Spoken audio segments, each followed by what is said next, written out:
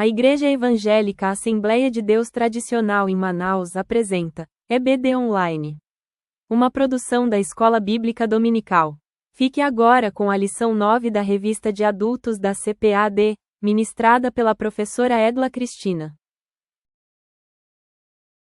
Pai do Senhor, mais uma vez a todos. Lição de número 9. Vontade, o que move o ser humano. Esse é o título da nossa lição.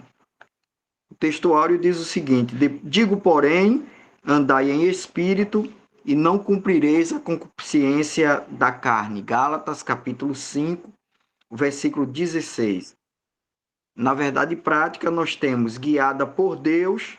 Vontade é uma bênção extraordinária, vital para a existência humana. A leitura bíblica em classe, em Gálatas 5, do 16 ao 21, depois Tiago 1, versos 14 e 15, capítulo 4, do versículo 13 ao 17. Gálatas 5 e 16. Digo, porém, andai em espírito e não cumprireis a concupiscência da carne. Porque a carne cobiça contra o espírito e o espírito contra a carne, e estes opõem-se um ao outro, para que não façais o que quereis. Mas se sois guiados pelo espírito, não estáis debaixo da lei. Porque as obras da carne são manifestas, as quais são prostituição, impureza, lascívia, idolatria, feitiçarias, inimizades, porfias, emulações, iras, pelejas, dissensões, heresias, invejas, homicídios, bebedices, glutonarias e coisas semelhantes a estas, acerca das quais vos declaro, como já antes vos disse, que os que cometem tais coisas não herdarão o reino de Deus. Tiago, capítulo 1, versículo 14 e 15. Mas cada um é tentado quando atraído e engodado pela sua própria concupiscência. Depois, havendo a concupiscência concebido, dá à luz o pecado, e o pecado, sendo consumado, gera a morte. Por último, Tiago, capítulo 4, do 13 ao 17. Eia agora, vós que dizeis, hoje ou amanhã iremos a tal cidade e lá passaremos um ano e contrataremos e ganharemos. Digo-vos que não sabeis o que acontecerá amanhã. Porque que é a vossa vida? É um vapor que aparece por um pouco e depois desvanece. Em lugar de que devias dizer, se o Senhor quiser, e se vivermos, faremos isto ou aquilo, mas agora vos gloriais em vossas presunções. Toda a glória, tal como esta, é maligna. Aquele, pois, que sabe fazer o bem e o não faz, comete pecado. Professor Natanael, evangelista Natanael. Vamos orar então. Senhor, nosso Deus, nosso Pai Celestial, muito obrigado, Pai, por essa oportunidade de estarmos mais uma vez aqui na EBD Online para estudar a Tua Palavra e aprender mais a respeito dessas lições que o Senhor tem preparado para a Tua Igreja. Tem misericórdia de nós, dá-nos direção, o entendimento, que o Teu Espírito Santo venha conduzir essa aula. Abençoa a professora Edla, que tem se preparado e que ela seja um instrumento Teu para ministrar aos nossos corações e à Tua Igreja. Em nome de Jesus, nós te pedimos que o Senhor nos dê uma noite abençoada, momentos abençoados na Tua presença, aprendendo mais de Ti, para a honra e glória do Teu nome. Amém. Bom, sejamos todos bem-vindos e bem-vindas, né, à nossa nona aula do quarto trimestre de 2025, lição de número 9, como já foi lido, né, o assunto da lição, vontade, o que move o ser humano. Ainda estamos no tema da revista, a saber, corpo, alma e espírito, a restauração integral do ser humano para chegar à estatura completa de Cristo, né? Comentada pelo pastor Silas Queiroz.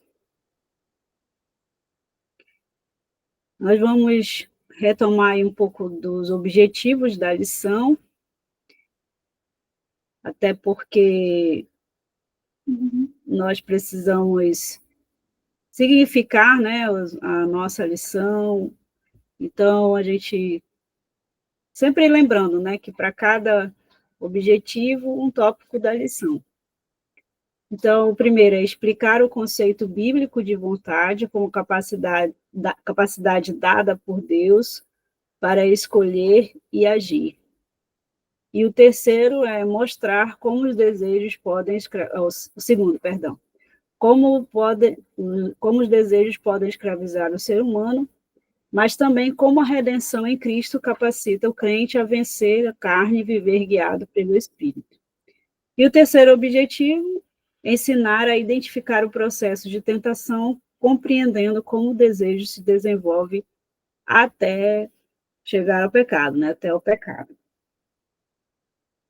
Tem uma sugestão didática, né, pedagógica na revista que eu achei interessante, né? Então vamos lá, a gente ouve com muita frequência, né, essas frases: siga o seu coração e eu faço o que eu quero, né? E uma pergunta que está na revista é: nossa vontade sempre nos leva ao melhor caminho? A partir dessas duas frases, será que a nossa vontade é sempre a melhor? Será que nós podemos seguir o nosso coração? Nós podemos confiar em nossos corações? Nós sempre, se sempre formos fazer o que queremos, será que nós vamos ser bem-sucedidos? Nós vamos estar bem? E principalmente em relação a Deus? Então, são questões que a gente pode levantar na sala de aula para motivar os alunos a participarem, né, e se sentirem interessados pelo tema da lição e, consequentemente, pela aula, né? E assim alcançar os objetivos. Então, a partir daí, a gente passa para a introdução da nossa lição. Nas outras lições que nós tivemos, nas lições anteriores, nós estudamos na lição 8 e 7, nós estudamos duas faculdades, né, da alma, ou seja, duas capacidades da alma, né, duas características da alma, já que nós estamos estudando corpo, alma e espírito. Nós estudamos já sobre a razão, o intelecto, e estudamos sobre a sensibilidade, né? Na aula passada, nós falamos sobre a afetividade, os sentimentos, de que a alma também é essa sede, né, dos sentimentos, nela se concentra nossos afetos, as nossas emoções. Nesta lição, nós vamos estudar sobre outra faculdade, a terceira faculdade da alma, que é a vontade. Volição, motivação, né, desejo, são também características da alma, né? São atributos da alma. A alma, ela também cedia as nossas vontades, os nossos desejos, né? Segundo a nossa lição. E, a partir disso, é que nós agimos. Nós temos uma relação entre o desejo, a vontade e a ação. Então, nós podemos agir ou não de acordo com os nossos desejos. É parte da nossa experiência humana, né? Inclusive, ter essa relação entre essas três faculdades, né? O sentimento, a razão e a vontade. Uma coisa interessante que o nosso comentarista fala é que nessa lição o que nos importa é notar a alma como fonte dos desejos humanos.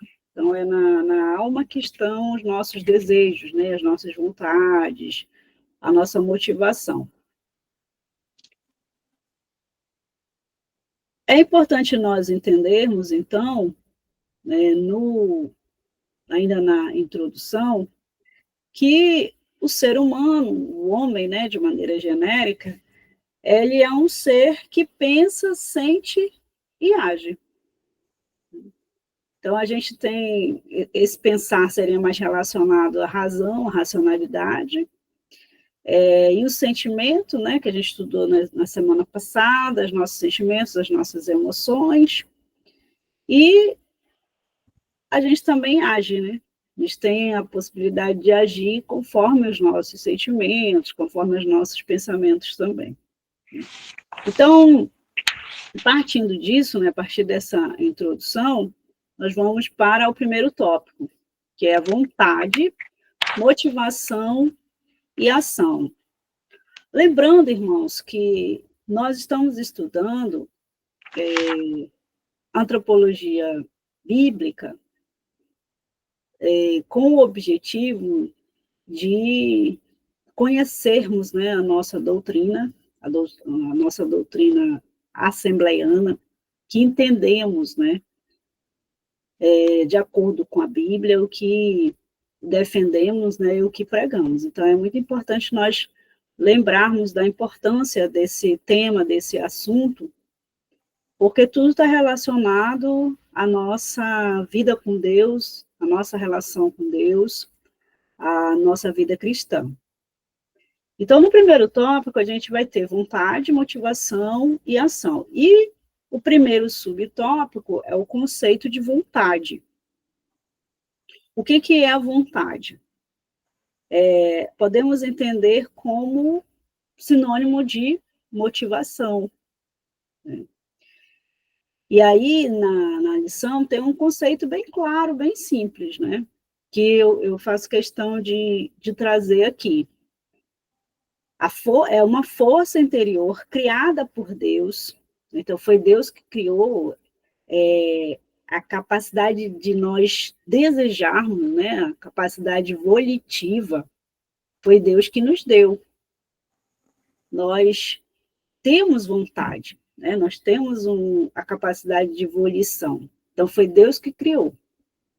Embora essa vontade tenha sido corrompida pelo pecado, quando a humanidade caiu, quando Adão e Eva pecaram, nós vamos ver isso mais tarde, essa vontade foi corrompida, porque até o momento em que a humanidade, Adão e Eva, não tinham pecado, se relacionavam de modo pleno com Deus, toda a vontade deles, todo o desejo deles era completamente de acordo com a vontade de Deus. Eles não transgrediam, eles não pecavam, eles não desobedeciam, eles não tinham sequer o desejo, né, de não cumprir a vontade de Deus.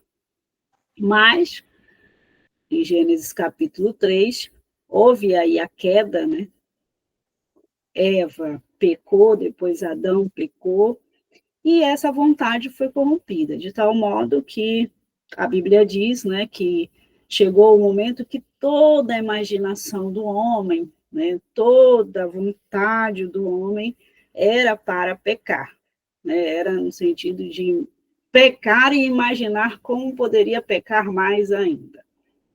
Então, essa vontade foi corrompida, mas isso não significa que ela não tenha sido criada por Deus, que essa capacidade volitiva não tenha sido criada por Deus. Em outras palavras, já foi dito aqui também, né, e com certeza nas nossas EBDs, que Deus não criou robôs, Deus não criou seres que não têm vontade própria, né? Deus criou seres com capacidade de volição.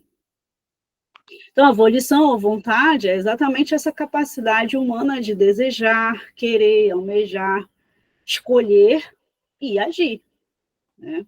E ela pode ser entendida também como motivação.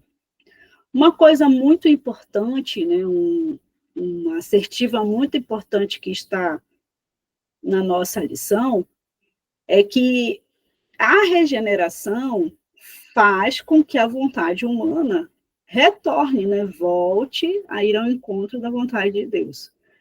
Então, o ser humano, né, a pessoa que não conhece a Deus, que não aceitou Jesus, como nós somos, né, sofremos as consequências do pecado original, quando nascemos, nossa vontade já é corrompida. É como sempre dizemos, né?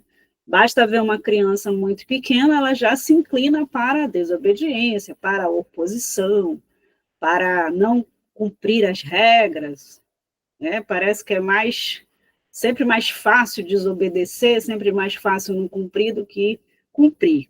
Isso é característica humana desde que o pecado entrou no mundo, biblicamente falando. Portanto, o que é que vai nos fazer retornar? Que é que vai restaurar a nossa capacidade volitiva, né, de ela ser voltada para Deus novamente? Somente o nascimento, o novo nascimento, somente o nascer de novo, somente o encontro com Jesus. Então, encontrar-se com Jesus, receber Jesus como Senhor e Salvador da sua vida, nascer de novo e passar pelo processo, né, da regeneração, é que vai fazer com que a nossa vontade se volte novamente para o cumprimento da vontade de Deus, para que a nossa vontade se encontre novamente com a vontade de Deus. E nós encontremos prazer nisso, alegria nisso. Alegria em fazer a vontade de Deus como era no princípio. Então, aqui também, no nosso livro de apoio, o próprio comentarista diz que o desejar e o realizar ficam sendo dádivas de Deus. Né? Então, a partir do momento em que nós nascemos de novo, Deus ele vai agir em nossos desejos. Isso é algo muito precioso para nós. Deus ele vai começar a fazer com que nós desejemos fazer o bem. Por quê? Por nós mesmos, estou adiantando um pouco, né? Mas por nós mesmos, nós somos incapazes, né? De desejar fazer a vontade de Deus. Então é preciso a ação do Espírito Santo por meio do processo de regeneração, para que nós desejemos, né, fazer a vontade de Deus.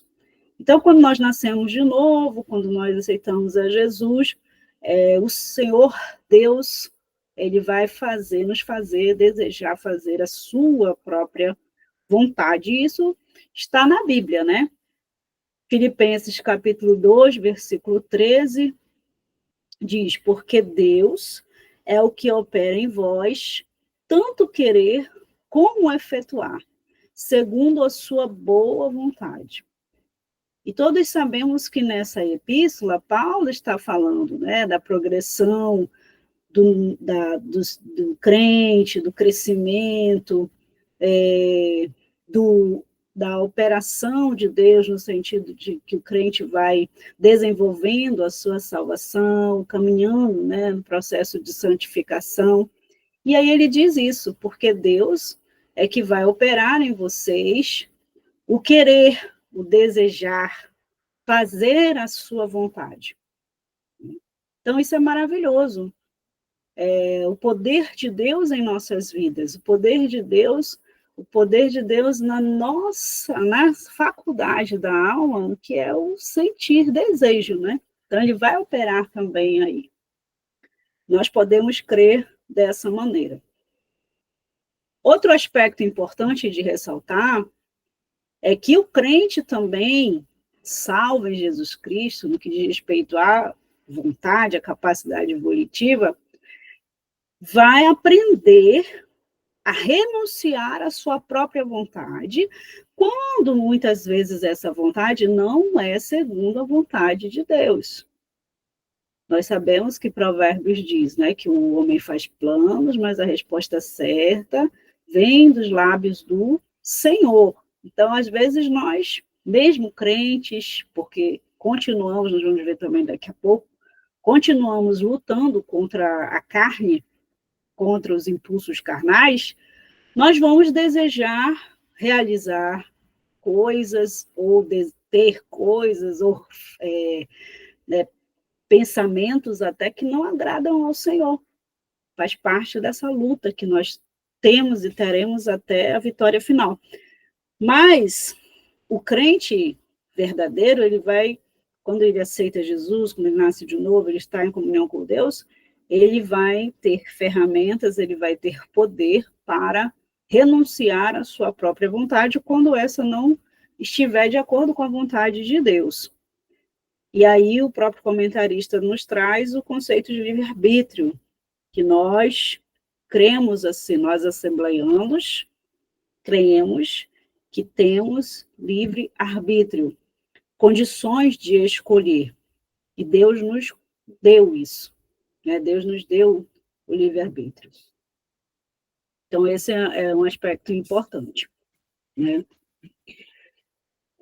Na própria confissão de fé, irmãos, antes de passar para o segundo subtópico do primeiro tópico, nossa própria confissão de fé, né, vai também nos trazer isso, a doutrina das Assembleias de Deus, né? Sobre essa questão de nós termos o livre-arbítrio e de nós podermos escolher. Deus nos deu isso. Vou ler aqui só algumas partes, né? Deus derrama a sua graça, sem a qual o homem não pode entender as coisas espirituais, ou seja, foi Deus quem tomou a iniciativa na salvação. Do Senhor vem a salvação, está em Jonas 2:9. Né? Agindo em favor das pessoas. Graça é um favor imerecido. Mas aí, lá no finalzinho, ele vai seguindo, ele diz assim, todavia os seres humanos, influenciados pela graça que habilita a livre escolha, são livres para escolher. Por isso, a graça divina pode sim ser resistida, porque nós temos o livre-arbítrio. Deus nos deu essa condição.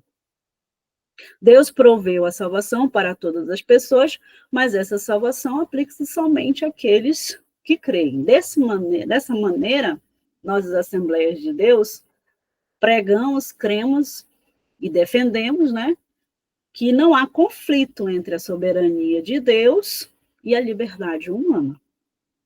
Amém? O segundo subtópico do primeiro tópico, do pensamento à ação, né? Quando nós nos voltamos para o conceito de vontade, nós precisamos considerar aí a relação entre a vontade e o pensamento, né? Pensamento e sentimento também, tudo está relacionado. Na semana passada, isso ficou muito bem explicado, né? A gente viu que o pensamento pode ser só um pensamento e eu lembro também muito bem da aula que o nosso superintendente, né, nosso superintendente Romácio falou, ainda sobre essa questão no pensamento, né? Quer dizer, o pensamento, nós podemos pensar algo, pode passar algo pela nossa cabeça, mas nós podemos cultivar esse pensamento, e aí esse pensamento ele vai ter uma forte relação com as nossas emoções. Por outro lado, também, uma emoção pode gerar um pensamento, mas isso pode ser rejeitado ou acolhido. Né? Nós podemos ficar ali cultivando, pensando sobre aquilo, e cada vez que nós vamos pensando, cada vez que nós vamos alimentando determinados pensamentos, e também determinadas emoções, que uma coisa está relacionada à outra, nós vamos alimentando determinados desejos, né? Determinadas vontades. Então, por isso que nas outras aulas, a nossa professora também, que esteve conosco, né, a doutora Aderita, trabalhou muito bem isso, né, no sentido de que nós não podemos acolher, não podemos cultivar pensamentos ruins, porque isso vai gerar uma determinada emoção, um determinado sentimento, e esse sentimento incide sobre a nossa vontade, que vai gerar uma ação, né?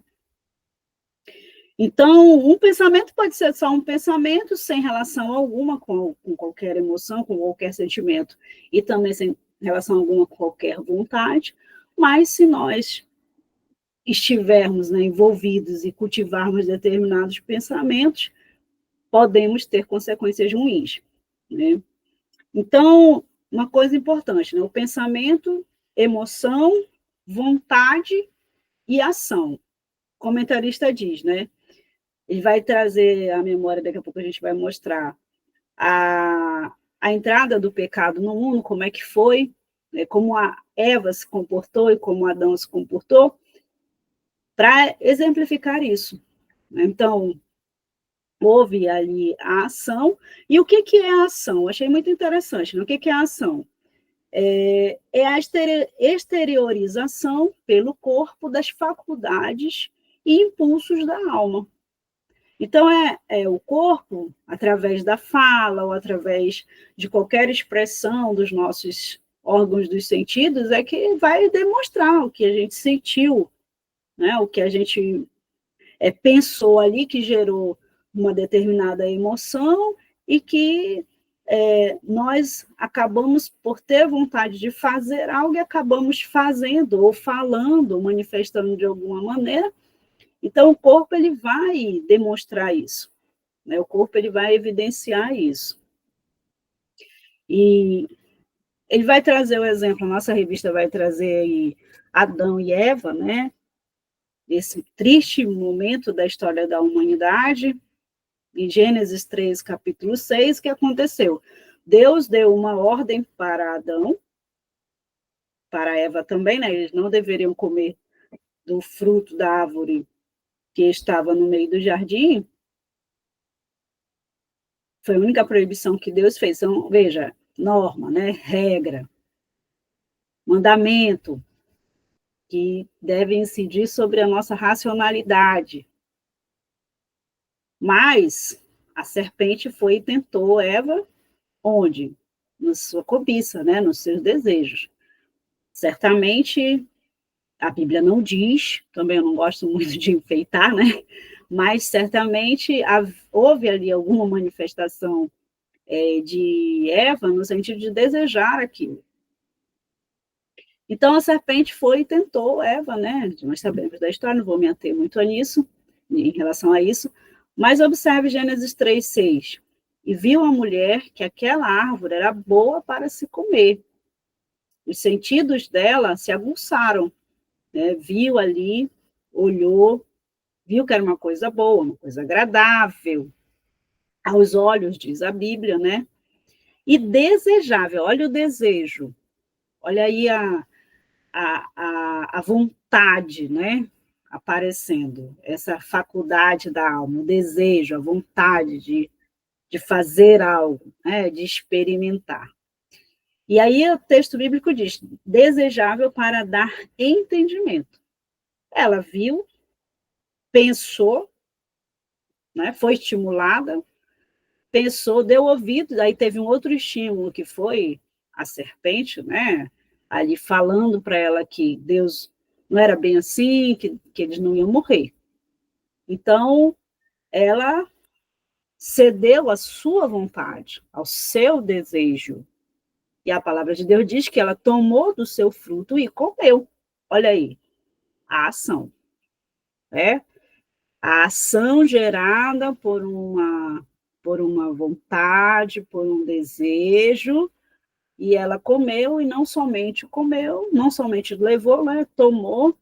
A Bíblia não diz que foi a serpente que pegou o fruto e deu para ela, não, ela mesma tomou o fruto, pegou e comeu. E, não sendo suficiente, ainda foi levar para o seu marido, né? Deu também ao seu marido e ele comeu com ela. Então, os dois agiram aí pela vontade, né, pelo desejo. Então, fica bem claro isso. E aí, uma coisa interessante, né, da gente retomar, é que existe uma relação entre vontade e sentimento, tá, irmãos? Não são coisas separadas. E o próprio comentarista, ele vai dizer que nós somos uma integralidade, nós somos seres completos, né, na nossa totalidade. A gente não vai, tipo assim... Às vezes a gente fala, fulano ele agiu pela razão. Não, mas agora ele agiu pela emoção.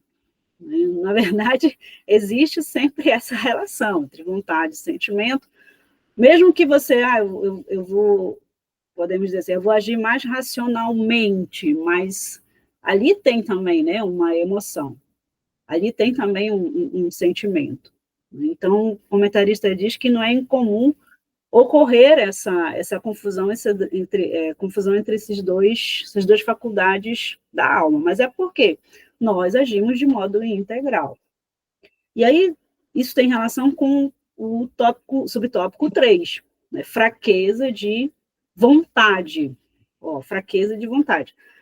Aí o comentarista vai falar sobre Adão, porque Eva foi enganada, a própria Bíblia diz, a serpente a enganou.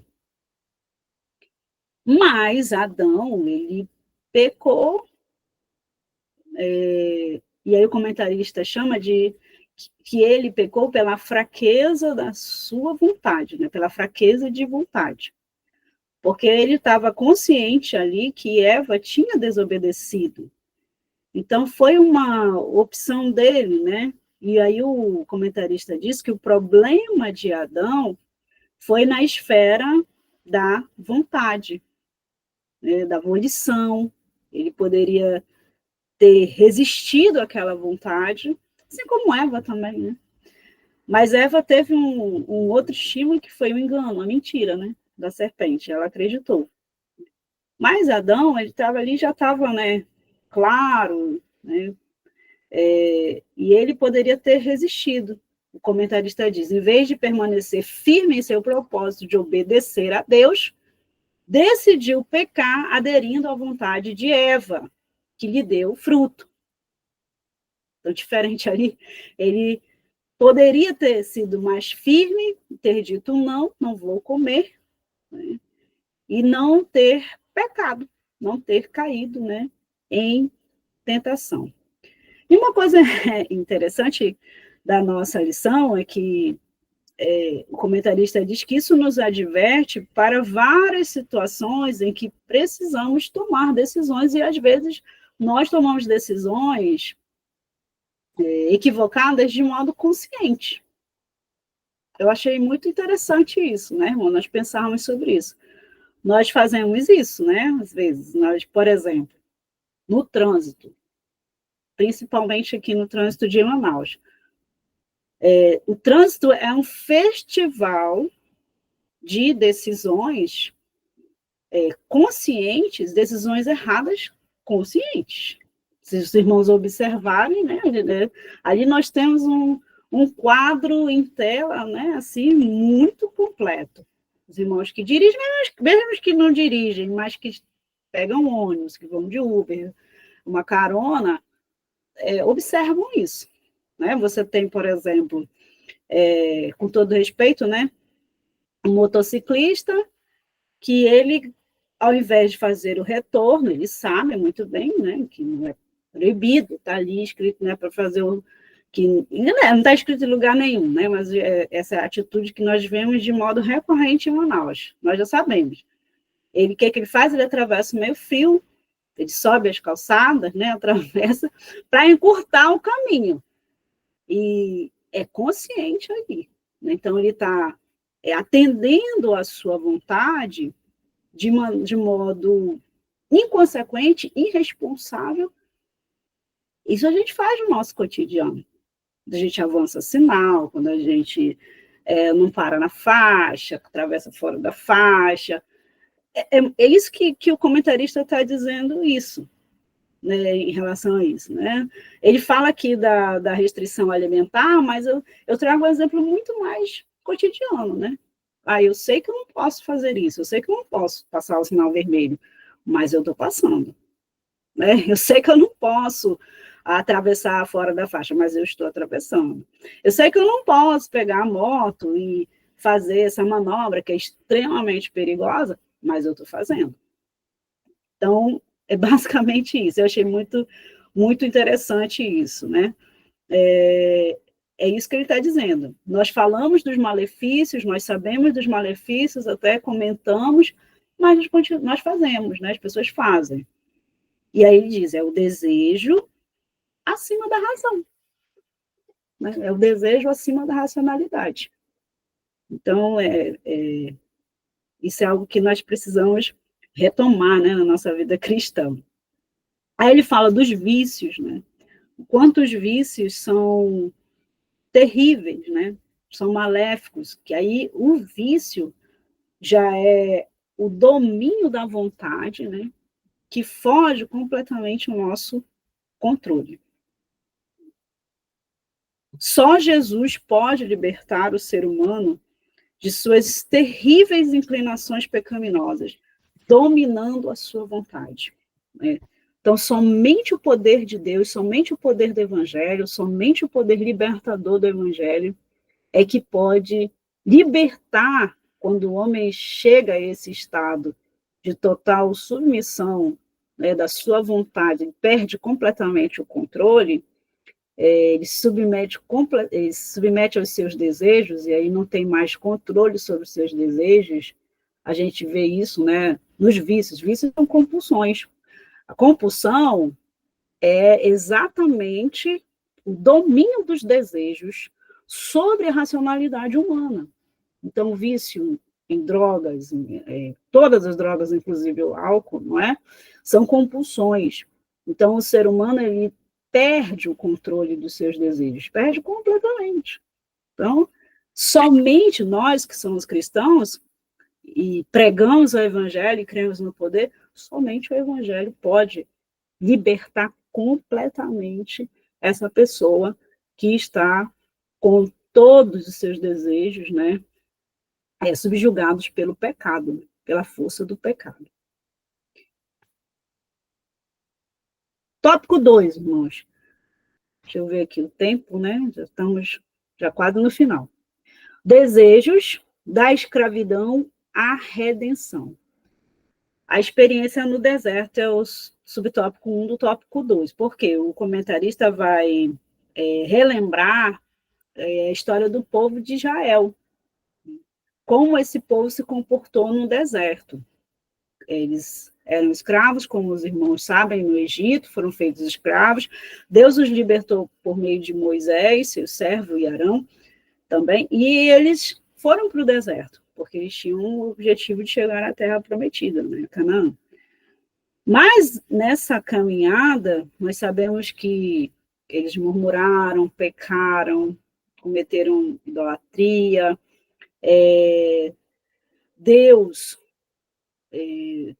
agiu, né, no meio deles de diversas maneiras, mas mesmo assim, a palavra de Deus diz que eles tinham um desejo de retornar ao Egito, eles desejavam as coisas do Egito, e aí, muito em função disso, murmuraram contra Moisés, porque apesar de estarem libertos, não serem mais escravos, existia um desejo neles ainda pecaminoso, né? Salmo 106, 14 e 15 nos mostra: o povo de Israel tornou-se escravo dos seus desejos durante a peregrinação pelo deserto. E aí o Salmo diz: deixaram-se levar da cobiça no deserto e tentaram a Deus na solidão. E ele satisfez o desejo, mas fez definhar a alma. Então, a própria palavra de Deus diz que existia, que Deus permitiu, né, aquela trajetória, essa peregrinação, justamente porque ainda tinha naquele povo, aquele povo precisava, né, se desfazer desses desejos, né, dessas cobiças. E isso foi muito difícil. Por mais que Deus se revelasse a eles, por mais que Deus manifestasse a sua glória, o seu poder no meio deles, eles tinham essa mentalidade, né? A alma deles era uma alma com desejos pecaminosos, cobiçosos, e assim a Bíblia fala que eles tentaram a Deus. E isso gerou consequências muito graves, né? Muito sérias, ao tal ponto de que a maioria daqueles ali não entraram, né, na Terra Prometida. Então, uma coisa que o comentarista fala, né, é que é possível imaginar como os poucos momentos de prazer, né, como, por exemplo, no momento em que eles desejaram comer carne, porque eles não queriam mais o maná, Deus fazia cair o maná, Deus supria todas as suas necessidades, a palavra de Deus diz que as roupas deles não se gastaram, os sapatos não, né, não se apertaram, não se desfizeram, mas eles não eram obedientes, eles não reconheciam, né, o poder de Deus, a soberania de Deus. E eles reclamaram, né, do próprio maná. Imaginem, né? E aí Deus permitiu, né, que houvesse aquele episódio lá deles terem carne para comer. Então foi possível imaginar como os poucos momentos de prazer enquanto comiam carne eram sucedidos por longos dias, meses e anos de lamento. O culto aos desejos, naquela e em outras ocasiões, trouxe-lhes terríveis consequências, perecimento e morte no deserto. Então, o comentarista traz a nossa memória, essa experiência do povo de Israel em relação aos seus desejos e suas cobiças, e isso vai, né, ao longo da história de Israel. Mas algo muito importante nesta lição, que falou muito comigo, é esse subtópico 2, do tópico 2, né, os desejos na era cristã. Porque, inicialmente, quando Deus se revela a Israel, né, o seu povo, o povo escolhido, para que nós tivéssemos a possibilidade também de conhecê-lo, já revela a relação, né, do ser humano ali, diante da revelação da palavra de Deus, dos mandamentos do Senhor, com os desejos, quanto isso é conflituoso, né, o quanto é difícil. E aí, na era cristã, ou seja, com a vinda de Jesus, com a sua morte na cruz do Calvário, o derramamento do seu sangue, e também com a habitação do Espírito Santo em nossas vidas, nós continuamos. Aí o comentarista usa essa palavra, né? O drama dos desejos que ele mostra na relação de Deus com o seu povo, né, com Israel, continua na era cristã, mas com uma diferença fundamental. Cristo venceu o pecado e, pelo poder do Espírito Santo de Deus que habita em nós, também temos esse poder para vencê-lo. Sem precisar retomar os sacrifícios, né, de animais, sacrifícios repetidos de animais. Nós não precisamos disso, porque em nós habita o Espírito Santo, que nos foi dado, né, que é o selo, né, que é o penhor da graça de Cristo. Então, nós temos o poder de vencer, né, o pecado. Nós temos o poder de subjugar os nossos desejos. E Romanos 6,6 diz, sabendo isto, que o nosso homem velho foi com ele crucificado, para que o corpo do pecado seja desfeito, para que não sirvamos mais ao pecado. E adiante, Paulo ainda confirma, corrobora, né? O pecado não terá domínio sobre vós. O cristão verdadeiro tem controle sobre seus desejos, ele não é uma pessoa descontrolada, né? Ele não vive à mercê dos seus desejos. E essa é a nossa grande vitória, irmãos. Essa é a grande vitória do crente. É saber que ele tem poder para controlar os seus desejos carnais, os seus impulsos.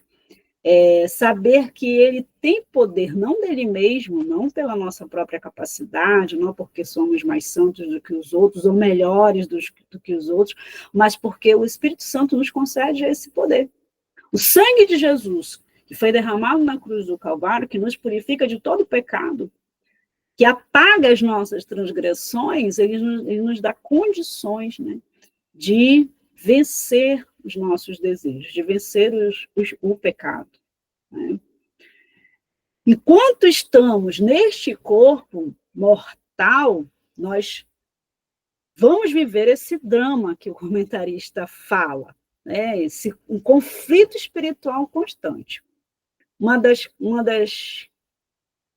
das bênçãos que eu mais desejo quando Jesus voltar a arrebatar a sua igreja é exatamente a bênção do corpo glorificado, de não ter mais a tendência, né, de não ter mais esse conflito em nós, em mim, né, esse conflito que é constante. Nós estaremos livres, né, para sempre. Mas enquanto isso não acontece, nós temos a vivência desse conflito espiritual, esse conflito é constante. E aí o comentarista diz, diariamente, todo cristão precisa decidir entre a sua própria vontade, né, os seus próprios desejos e a vontade do Espírito Santo. Gálatas 5, né, 17, deixa isso muito claro, né, que a carne milita contra o espírito milita contra a carne, né? Então, compete a nós decidir, ir na direção das coisas espirituais, né? Aí nós temos, o comentarista fala sobre as duas naturezas, a natureza carnal e a natureza espiritual. Temos o homem natural, que é o homem que não conhece a Deus, não é cristão, não tem nenhuma relação com Deus, não sabe das coisas espirituais, e o homem espiritual e o homem carnal, né? O ser espiritual, o ser carnal. Eu acho muito interessante, porque é bom a gente lembrar, irmãos, aqui, que não se trata, né, daquela imagem, nós nascidos de novo, nós crentes em Cristo Jesus, né, não se trata de que nós tenhamos duas personalidades, né, que uma hora se manifesta uma personalidade, outra hora se manifesta outra, ou ainda dois seres vivendo entre nós. Não é isso. E aí o comentarista traz isso bem claro, né? Ocorre isso, é que nós ainda vivemos esse conflito, é que a carne ela não foi completamente aniquilada. O que é a carne? A gente já sabe que é do grego sarx, que não é o corpo. O corpo não é naturalmente mal, né? Ele não é inerentemente mal. Carne não é a mesma coisa que corpo. A Igreja Católica frequentemente associa corpo à carne. Não é. Nós estudamos já sobre o corpo. Deus criou o corpo. Corpo pode e deve ser santificado. Carne é exatamente esse conjunto de impulsos para o mal. É a corrupção das nossas vontades, que aconteceu lá quando o pecado entrou no mundo. Então, desde que o pecado entrou no mundo, desde que Adão e Eva pecaram, nossas vontades elas foram corrompidas. Então, isso é a carne. Essa natureza pecaminosa que nós temos em nós tem origem nisso. E aí essa natureza pecaminosa incide sobre nossas vontades, que nem sempre vão ao encontro da vontade de Deus.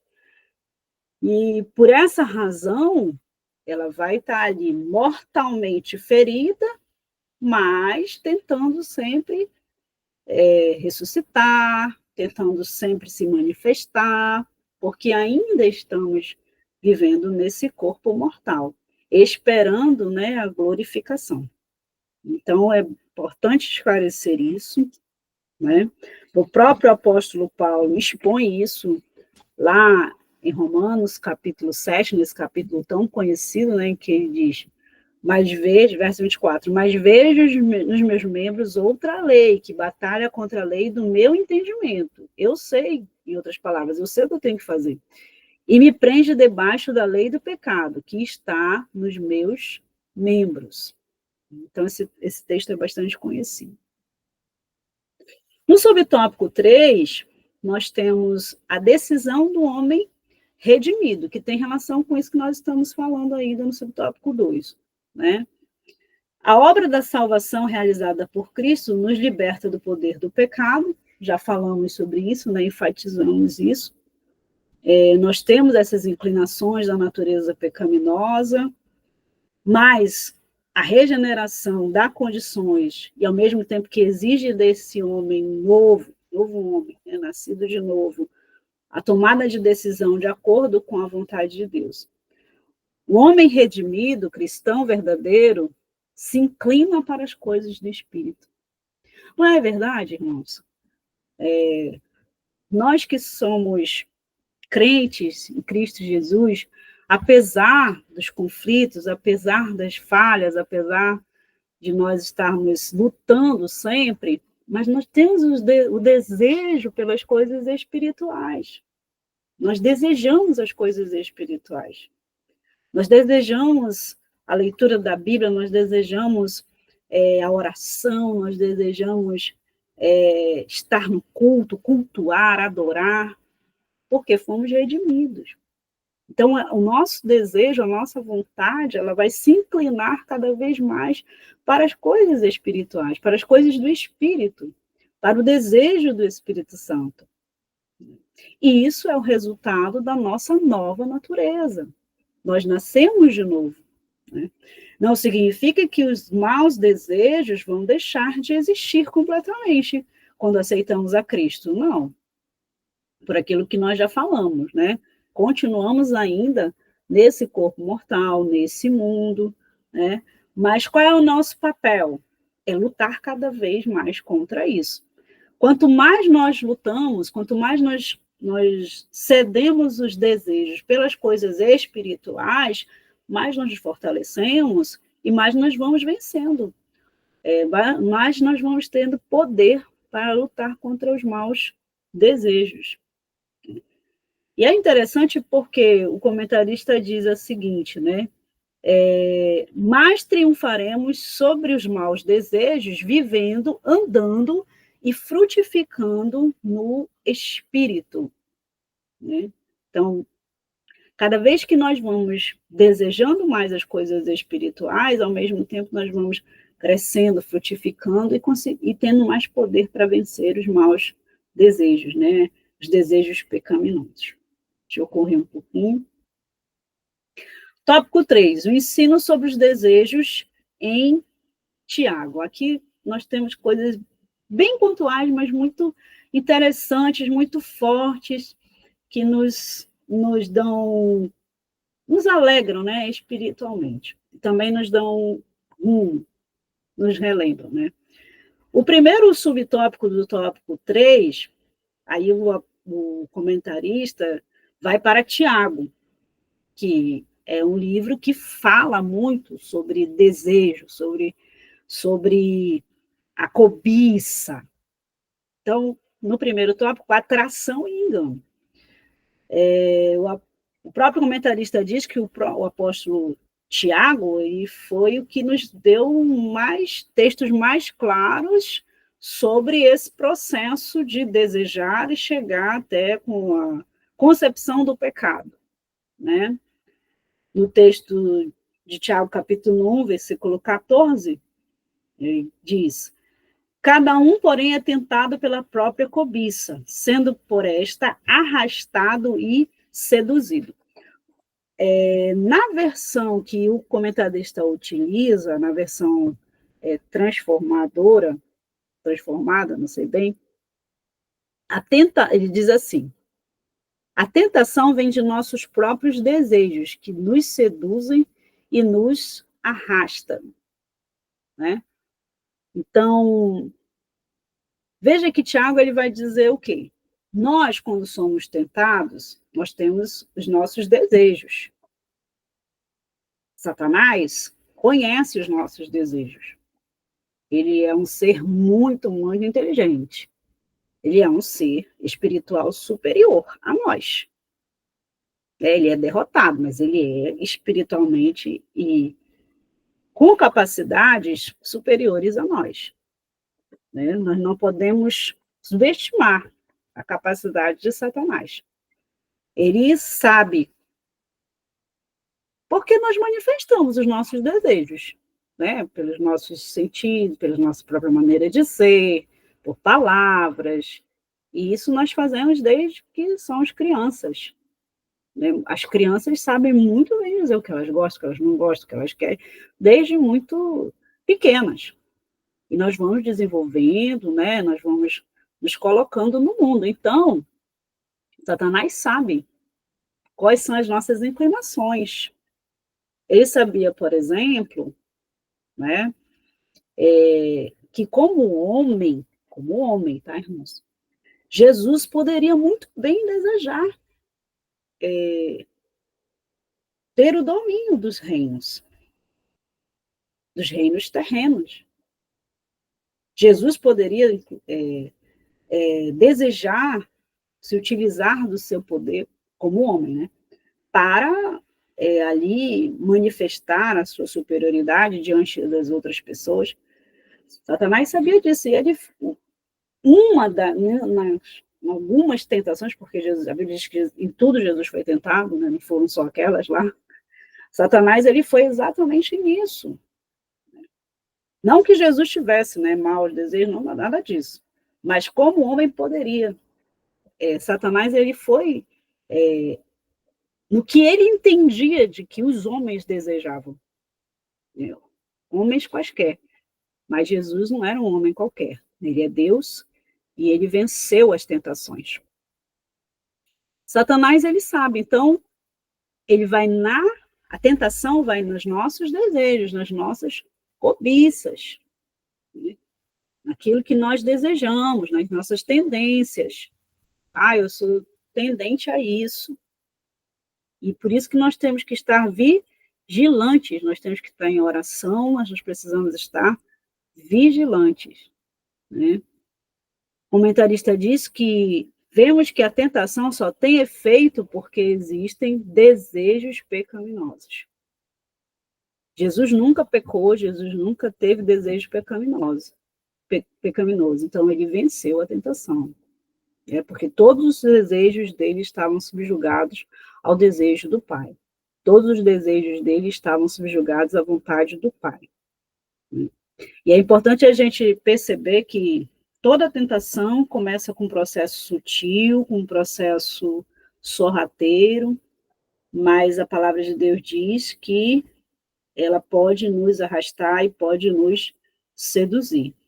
Então, nós devemos ter muito cuidado. Não é possível racionalizar os desejos, irmãos. Desejo, impulso, que foi criado por Deus, isso é importante já da gente dizer, a gente já está caminhando para a finalização da aula, e eu já passei bastante, né? 10 minutos, vou já terminar. Nós não podemos racionalizar os desejos. Deus nos criou assim, Deus colocou desejos em nós, eles são necessários, eles são importantes, mas nós não podemos racionalizar. O que é racionalizar o desejo? Eu estou sentindo o desejo de praticar algo ruim, e eu começo a racionalizar isso, né? Começo a pensar, não, mas é bem que eu poderia fazer, o que tem? Aí vou procurar ler não sei o quê, para fundamentar o meu desejo mal, de que talvez não seja tão ruim assim, não seja tão mal. Às vezes, o que as pessoas dizem? Não, mas olha, se te faz feliz, pensa bem, não é pecado, tu podes fazer, tu podes praticar. Não adianta, por exemplo, a pessoa fala, não adianta você estar num casamento infeliz, teus filhos vão sofrer, teus filhos estão sofrendo, tu estás infeliz, se tu estás infeliz, todo mundo também vai estar infeliz, dá um jeito, né, te separa. O que é isso? É racionalização de um desejo mal, pecaminoso. Deve ser exatamente o contrário, né? Vencer o seu desejo, vencer a sua própria vontade, buscar em Deus a vitória sobre esse desejo que não é a vontade de Deus, e outros exemplos poderíamos dar. Precisamos fugir dos desejos, é o que o apóstolo Paulo fala, né? Para Timóteo, foge, Timóteo, foge das paixões da mocidade, foge dos desejos da mocidade. Não é para ficar lá tentando lutar contra eles. O desejo é uma força muito intensa. Então, a gente precisa fugir. Sentiu alguma coisa que não é da vontade de Deus, corta mal pela raiz, foge, escapa, não fica ali, porque é muito perigoso. Abortando o processo, já estou concluindo, abortando o processo, né? Como fazer isso? Para ser mais rápida. Interromper os maus pensamentos, já falamos sobre isso. Gostei muito do termo que o comentarista traz, né, que é abortar. Por quê? Porque em Tiago, capítulo 1, versículo 15, Tiago, ele compara, né, o desejo com uma gravidez, o pecado, né, o nascimento, a geração do pecado com a gravidez. Então, você acolhe ali um desejo, né, depois, havendo a concupiscência concebido, dá à luz o pecado. E o pecado, sendo consumado, gera morte. Então, para que não haja essa gestação do pecado, até que ele nasça, até que ele venha à luz, e aí gere a morte, vamos abortar os maus desejos, né? Expulsar os maus desejos. Não acolher, não ficar ali alimentando, seja por quaisquer situações. E a conclusão, a vontade humana é uma faculdade essencial para a nossa existência, então o desejo em si não é pecado, né? A vontade, ter desejo de algo não é pecado, inclusive isso é importante até para a nossa vida. Quando é guiado por Deus, quando a vontade é guiada por Deus, é uma grande bênção, ela é responsável, a motivação na nossa vida, né? Para a gente fazer qualquer coisa, a gente precisa de vontade, de motivação. Pessoas com depressão, pelos sintomas que elas apresentam é a perda da vontade de realizar algo, as coisas mais simples, né? Então, a vontade é importante. E o ânimo e o entusiasmo fazem parte de uma vontade sadia e ativa. Cabe a nós submeter sempre a nossa vontade à vontade de Deus, né? E isso nós conseguimos nos rendendo sempre ao Espírito Santo todos os dias. Amém, irmãos. Muito obrigada. Deus nos abençoe.